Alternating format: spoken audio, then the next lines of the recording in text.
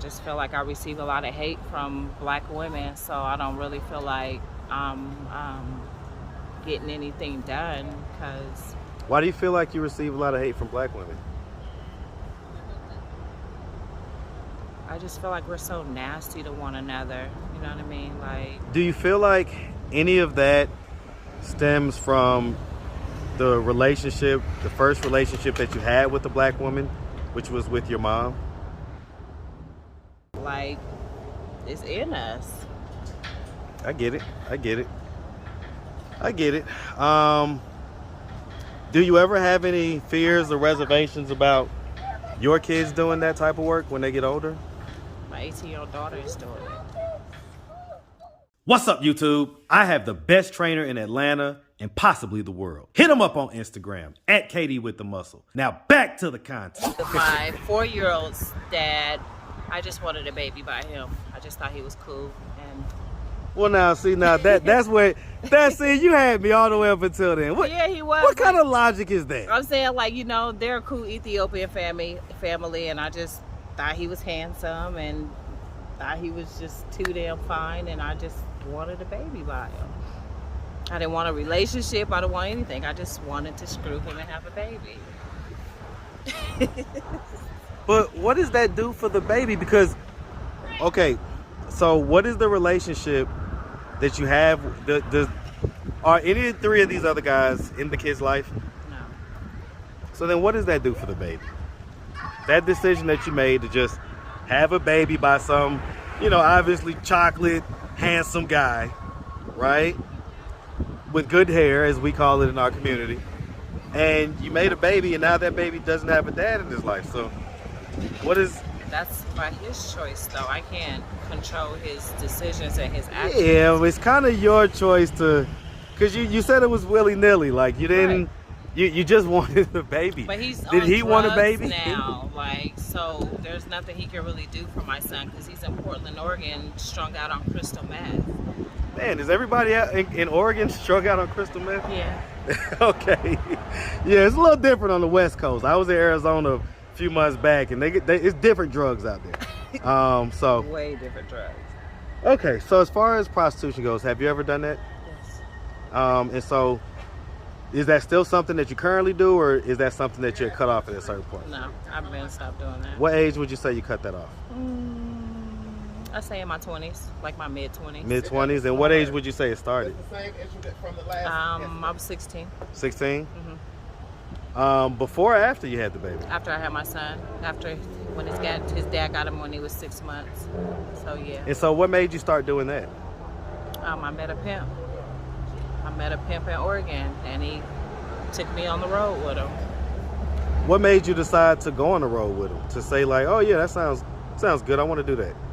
I didn't think it sounded good. I was just easily influenced. I didn't have my baby, so I didn't feel like I had nothing to live for. I took the best option that came to me. I agreed to go, and... Was your dad still in your life at that point? Yes. What did he think about that? He was very upset. Very, very upset. I mean, I guess I'm curious as to the fact that you grew up with a pimp, and so, why'd you decide to go with one? Did you see it as a good thing, or? I wasn't looking at it as anything. I guess I like what he was talking. How old was he? 40-something, 50 probably. And you were 16? Yeah. And so, like, on the best nights, how much would you bring in? 15 or better. And that would be with how many guys? It depends on if I was pickpocketing or robbing, or it just depends on what he sat us down to do. So you would have sex with these guys and then you would also rob them? No, it depends. Like, you don't have sex with everybody. You don't have to flat back with every trick. It just depends. So if you're not having sex with them, what are you doing with them? Pickpocketing them. Oh, shit. Okay. Hey, listen, I'm learning, all right? Pickpocket them. So when they want a flat back, you get their pants down, you pickpocket them. That's and then do you have a gun or something, or? No. It's just a technique that the pimp taught us. And so you take the stuff out of their pockets. I guess they're not aware of that at the time. And then what happens? Because they're expecting to still get some sex. So what happens after that? Nothing's happening. We leave the room. Right. So do y'all say like, "Oh, my mom called me. I gotta go." Like, what do y'all do to explain leaving the room? One be sidetracked, one sidetrack on one, grab all the clothes and the stuff, and we get up and we go, and one follow suit and come behind you. And so they wouldn't be expecting sex. They wouldn't be like, "Hey, what happened? I thought I was gonna get some sex." Of course they would, but you know, sometimes you just get away. I was young. I did what I was told. Huh. Okay. And so, did you have a pee the whole time that you was doing that type of work, or at some point did you become independent? I had to pee the whole time until I got old enough to know I didn't need to give a man my money. I was about to say, I mean, because how much would you get of that? Like, Zero. if huh? 0. So what would you get out of that? At the time, I thought it was protection. When we work in the track and we out there in the casino, he's not around, he's not there. It wasn't no protection there. Even my daddy was telling me like he wasn't pimping right, he wasn't doing it right, because you don't never leave your hoes on the track without being around them. You didn't get nothing, just nothing. You gotta share a man. He'd tell you what to wear, he'd tell you what to eat, when to eat. Why do you think that women go for that? I mean, it sounds like a horrible deal.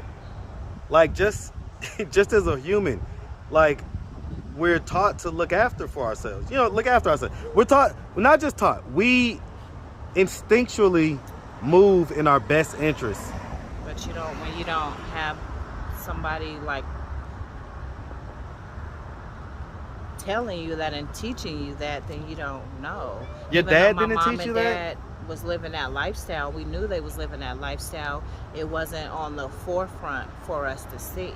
I didn't even really know my mom was a hoe until she told us about her future. I mean, her past. I didn't know What anything age about were you when she told you that? prostitution. Probably 12, 13. When I seen what they was doing, I was wondering when they wouldn't come home, why they stay gone for days, and I would have to babysit the other kids and stuff like that. You said you was the baby. Yeah, but you know, I have a little brother too.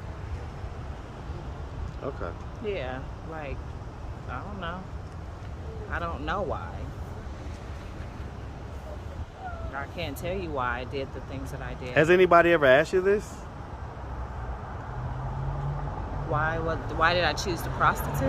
Why? Yeah, well, you know, it's one thing to decide to prostitute, right? Like, if you're going to be getting all the money and everything else, then I get it. You make $1,000 a night, hey, that's an incentive to do that, I guess. But if you're not getting anything and you have to do everything, what is the incentive? Like, what? Just basic, you know, the way our brain functions, there has to be some type of incentive to make you want to do something. I mean, you still got females nowadays that choose up with pimps, but the way the game is nowadays, it's nothing like it used to be back in the 90s or the early 2000s. So you had girls that was really willing and able to serve their man. You know what I mean? Like, that's just what we were taught. You do what daddy say. If daddy say do something, you do it. It's not a question to it. Like, your wife-in-laws tell you to do something, you do it. You don't question it, you just go with it. Like, I was young. Like, I was being molested, I was being raped. Like, one of my siblings, how was I supposed to know that I was doing any wrong? I just dealt with who I thought loved me. Yeah, I mean, I guess, yeah, you know, you already had kind of a twisted sense of love and a twisted sense of what protection looked like. From the get-go. So I guess it's just something that I can't quite wrap my head around, but I can understand why I can't wrap my head around it. So I get it. Yeah, I mean, I don't know. It's hard. But like I said, I mean, has anybody ever asked you this? No, because the majority of my sisters are hoes too. Okay. And my brothers. I got a brother that just got out of prison doing 10 years for pimping and pandering. And he right back out now. He been out for a month. He back in California doing the same thing he was just doing when he went to jail for 10 years. Like it's in us. Like it's in us. I get it. I get it. I get it. Do you ever have any fears or reservations about your kids doing that type of work when they get older?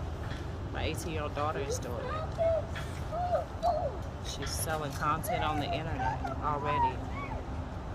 And this was brought to me by my best friend, what she was doing on OnlyFans and Instagram and stuff like that. So yeah, I feel like.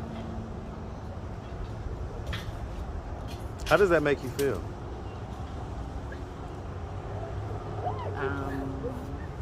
Not good. Not good. But, you know, it's something she's seen me do. Okay. So, the domestic violence situation, was that one of the children's fathers? Was it the last child's father? The Ethiopian you was talking about? Okay. And so you say you just ran away from that a year ago? I've been out here back in Georgia I got here on the 4th of March. Okay. Of this year or last year? This year. This year? Oh, you just got here? Yeah. Okay, so you just been here a few weeks. Yeah. Is that when you left just a few weeks ago? Yes. Okay, when I asked you, you said you'd been homeless for a year, and you said you left a year ago. No, I've been homeless for a year. I was homeless in Portland. Okay, so you left the situation a year ago, but you just left Portland a few weeks back. Yeah, March What made 4th. you leave there and come here? I'm just seeing a lot of my friends on drugs that I went to school with. The black community is changing drastically in Oregon. It's already a predominantly white state, so just to see all the colored people washed up like that on a white man's drug, it bothers me. My best friend of 25 years is on crystal meth really bad. So when I seen her, it just, I don't know, it's bad out there. You got people sleeping in tents on the side of the roads, and it's the homeless epidemic is terrible. Yeah, the West Coast is definitely different, man. It's here in Atlanta, we try to hide it as much as we can. The police officers will come and move the tents and put them behind the bridge and things like that. But on the West Coast, at least when I went to Phoenix, it was just out there, right there, like Front Street, a whole town of tents. And they say Skid Row is similar, so. Yeah.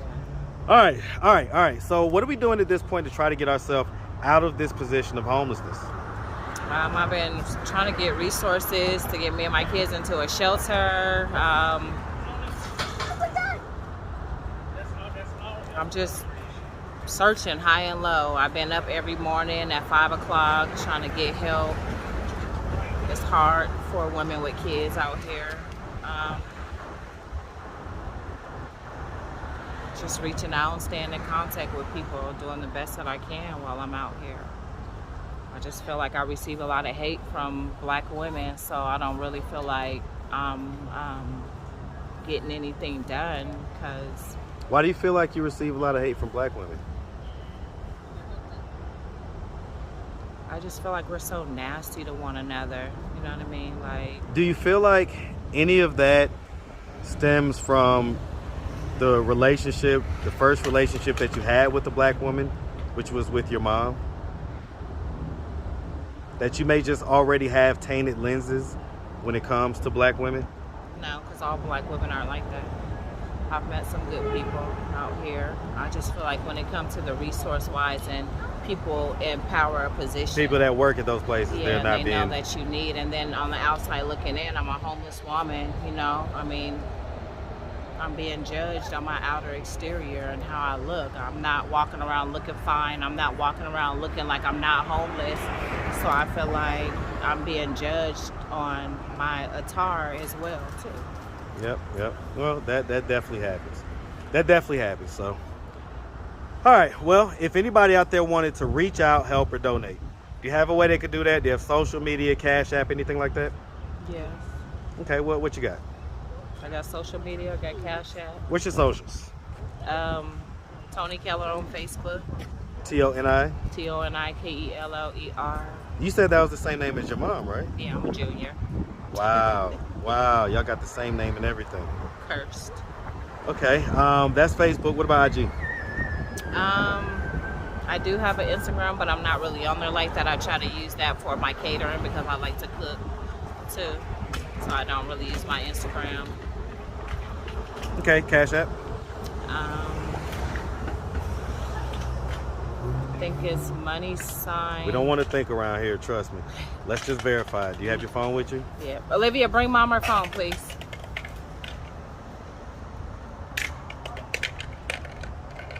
What you mad about?